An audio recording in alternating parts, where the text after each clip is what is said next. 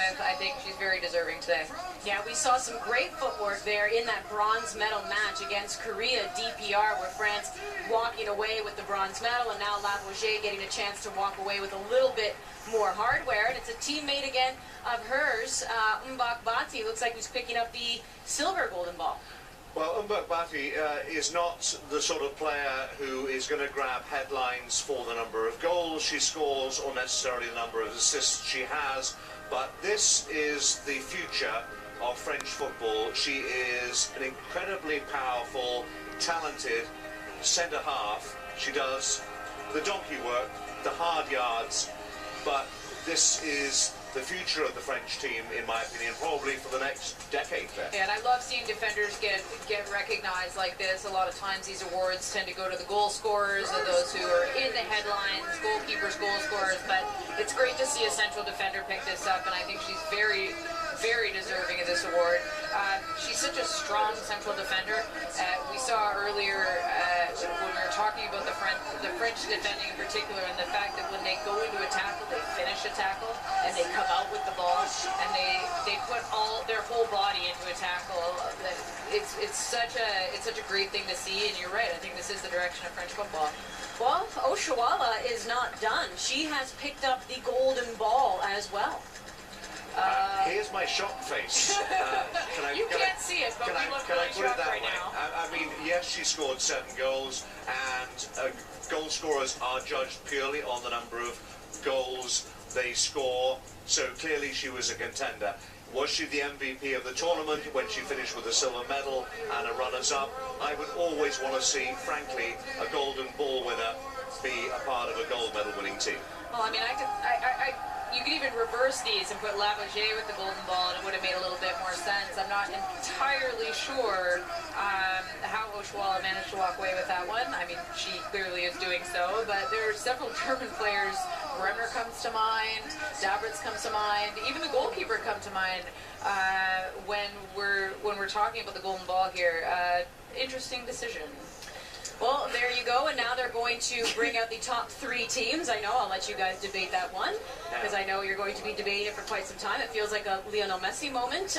But we are going to take a look at the bronze medalists, and that is Team France. They will be receiving their awards. And Nigel, you've said it all the time since that semifinal match, that this is a team that could very well have been playing in the title game, because they dominated in their semifinal match. And it was a very slow start in the bronze game. The first 45 minutes, we can all admit, it's no secret if you were watching it, it was a bit of a snoozer. It seemed like none of these teams really wanted to come out and win.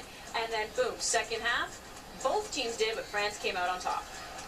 I have to say, Andy and Claire, I have been perhaps more impressed by this generation of French players and their senior counterparts over the last 4 or 5 years. At the risk of repeating myself on the broken record, I think that France have finally got to a level where they can challenge Germany's European dominance. And when I say that, that's not said lightly, because the Germans have been the best team in Europe for probably 2 decades. Now they have some real competition, I think, Claire. Oh, for sure, and I know this will come as a shock to you, Nigel, but I agree with you.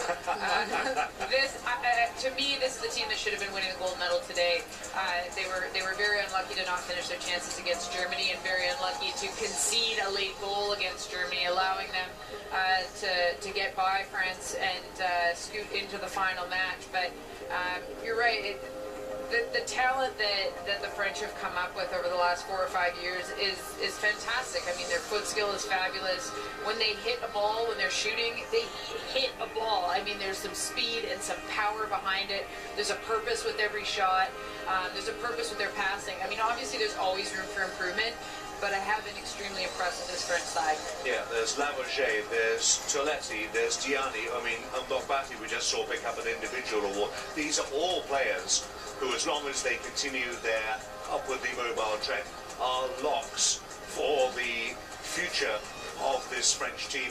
Maybe not featuring as starters in Canada in 2015, but, you know, 4 years down the road, they'll still be in their early 20s. Well, we have to remember they're kids right now, Absolutely. right? I mean, it would be fabulous experience. I mean, I think there are half a dozen kids on this team who could be taken to the World Cup next year, even just to gain the experience of being at a senior international tournament, and that would be fabulous. But you're right, they may not be locks as starters. I think there are some who could definitely compete. I think, like you said, Lavogé and Mogbati could definitely compete for a position on the starting roster, but it really does bode well for French football in the future. Well, the Nigerians unfortunately suffered defeat again at the hands of the Germans in the final, but they will make their way to receive their silver medals.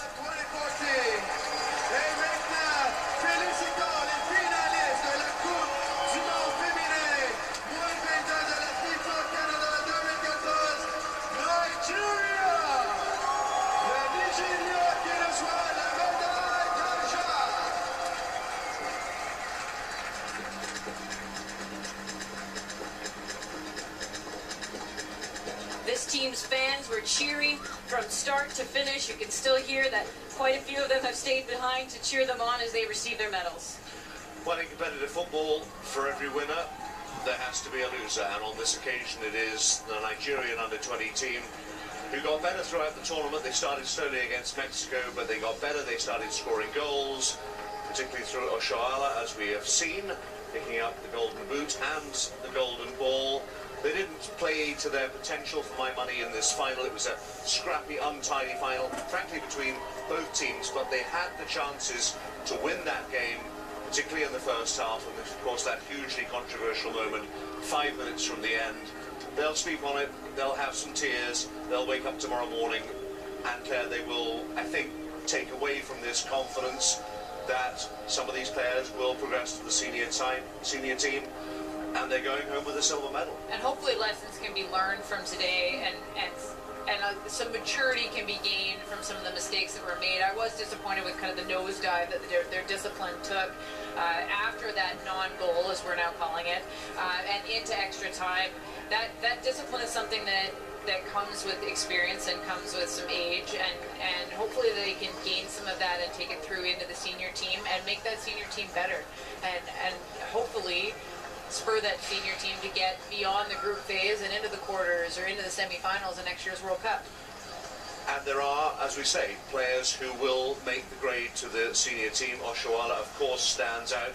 I was impressed by DK and Ayinde and one or two other players in this Nigerian team. And you can always kind of rely on the Nigerian women's team to upset the apple cart when it comes to the Women's World Cup. Oh, it definitely provides some offensive power. I think today I was pleasantly surprised by the Nigerian goalkeeper as well. I thought she was pretty solid today. But you're right, there's always that element of upset and that underdog element. Now time for the champions. Winners of the FIFA Under-20 Women's World Cup Canada 2014.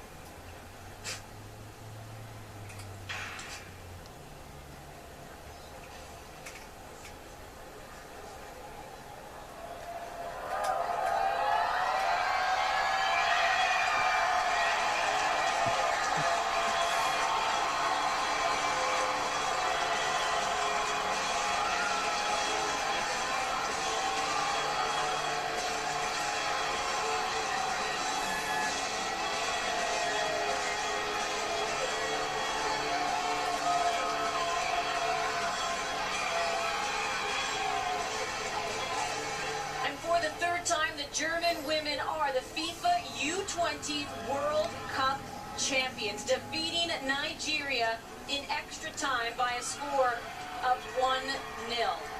Petterman getting the decisive goal that would take them to this moment here where they get to lift the trophy. Third straight time as well they have appeared in the final. The German women determined to follow in the footsteps of the German men who won the 2014 FIFA World Cup in Brazil, and they are continuing to show that their country is the one to beat in the soccer world. We'll be taking a little look at this when we come back after the break, wrapping it up and looking ahead to the Women's World Cup next year. Welcome back to our coverage of the FIFA U20 Women's World Cup. Germany, they are the champions, defeating Nigeria 1-0, needing extra time to do so. Welcome back inside our studios as well. Andy Petrillo alongside Nigel Reed, Claire Rustad. There are your final match stats. And things started to even out a little bit in that second half, but then the Germans really just took it away in extra time. We'll send you now to Montreal, where Carly Agar has been taking in this back in Canada next year for the Women's World Cup. And you have to think the Canadians put on a good show. They were good hosts. They were good hosts, but congratulations to the Germans. Let's not forget this is a developmental tournament. It's all part of the maturation process. You need to learn how to win in tournament football, and that's how Germany stays top of the football world. And one of the other things you learn in a tournament like this is discipline, and that's discipline on the field, either defensively or offensively. We were talking about that a bit earlier, but also discipline off the field. And now's the time when these players need to put the work in off the field. You want to make that senior team next year? Get to work. Well, you have less than a year to do it. More sports on CBC as well. We do have the Youth Olympics.